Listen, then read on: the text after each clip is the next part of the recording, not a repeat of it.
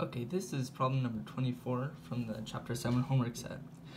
Problem number 24 says, an engineer wishes to design a curved exit ramp for a toll road in such a way that a car will not have to rely on friction to round the curve without skidding.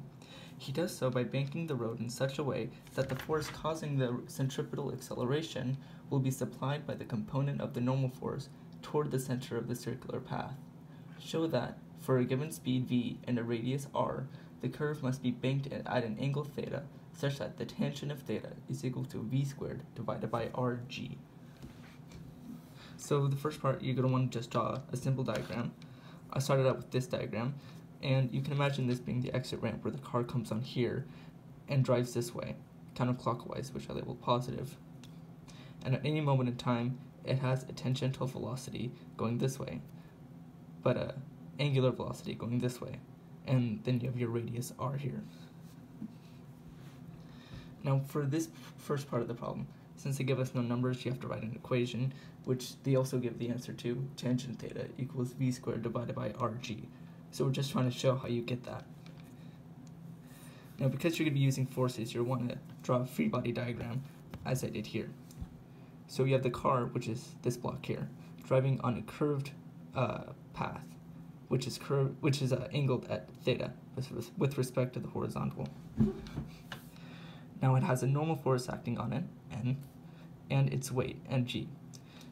As you can see, you do not want to label your x's and y's at the same curve like we did in the forces chapter, and you'll see why soon. So because these are curved, they have components to them, and the only components that matter is the components of the normal force, not the weight. So here I labeled the components of the normal force. Now since the components make a similar triangle with a angled path, you can just call this angle theta. And this side would be n cosine theta, and this would be n sine theta. And if you go back to this diagram, you'll see that this part, n sine theta, is going towards the center of the circle. So this is the force that's causing the centripetal acceleration, which I labeled here. So the centripetal force is being caused by the normal force times sine theta. And this is why I label these just horizontally, vertically, instead of at an angle, because that way n sine theta is just in the x direction, and n cosine theta is just in the y direction. So now here you're going to label your forces. I started out by labeling the centripetal forces. So the only force acting towards the center is n sine theta. And that will equal the mass, which is the mass of the car, times its centripetal acceleration, which you can change to the mass of the car, times its tangential velocity, which we see up here, squared divided by the radius of the curve. After that, you're going to label your forces in the y. In the forces in the y, you have, first of all, you have these n cosine theta, which is going straight up vertically. And you also have the weight going directly down towards the earth. So this is why you don't need any components for weight. So just n cosine theta minus mg and equals 0, because you're not moving up or down. And you just change that to n cosine theta equals mg.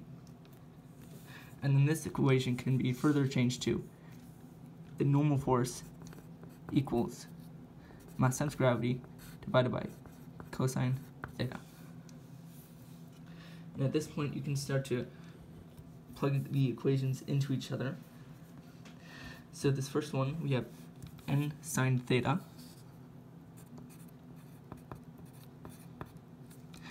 which we see up here, is equal to, we can plug in this equation that we just found, mass times gravity divided by cosine theta,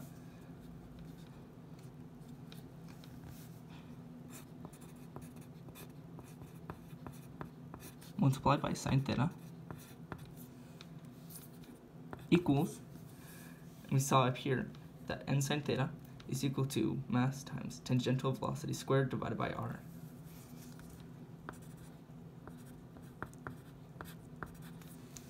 And here you can start to simplify the equation. So first of all, we don't need this part anymore since we just took it out.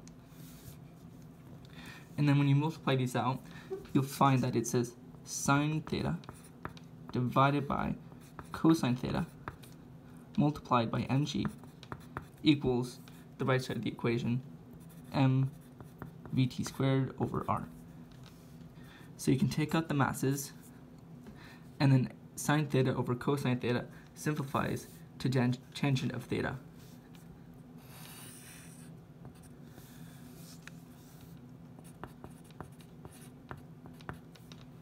Equals tangent of theta multiplied by the acceleration of gravity equals vt squared over r.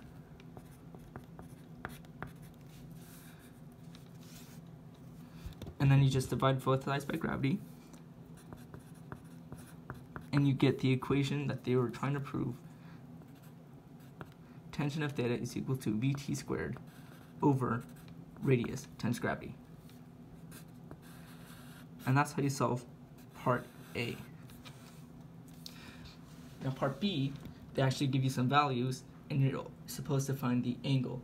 So the values they give you is, find the angle at which the curve should be banked if a typical car rounds it at a 50-meter radius and a speed of 13.4 meters per second. So now we can just use the equation we just found, plug in the values to find the tangent of theta, and then use the inverse tangent to find what a theta is.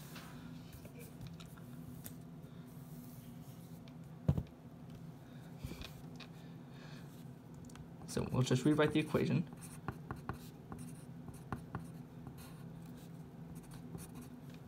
And then we'll plug in the values. So it's going at 13.4 meters per second squared at a radius of 50 meters with a normal acceleration of gravity.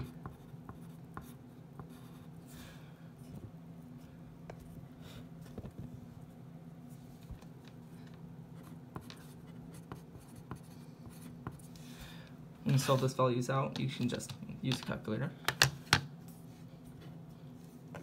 So 13.4 squared, divide that by 50 times 9.8.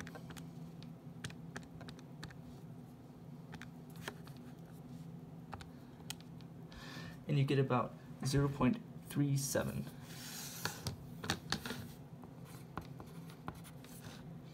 And then to find the angle theta, you just do the inverse tangent. So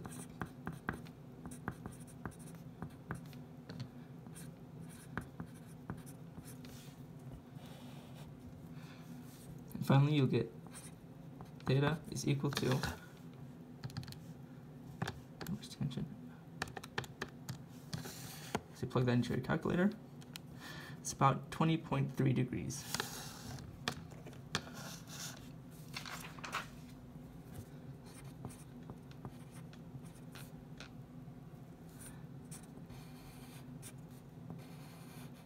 And that's how you solve problem number 24. Hopefully this helped you.